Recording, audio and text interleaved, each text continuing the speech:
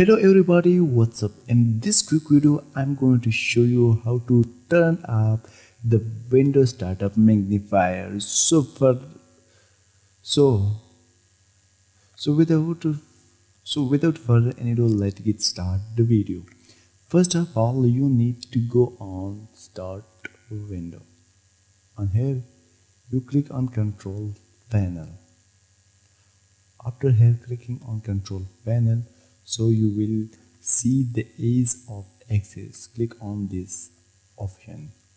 After that, you will see the two options, speech of recognition and ease of access center. So click on this first one option. Always in this section.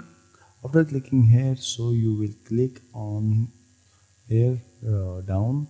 So don't click on the first one, click on the second one.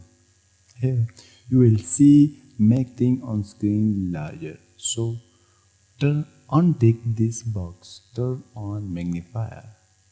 Click here. So this option is now untick. Here apply and then click on OK. Always in this section. So your window magnifier is now turned off. I hope this video will help you a little bit.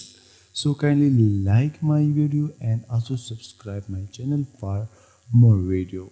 Thank you so much for watching. I'll see you in next video.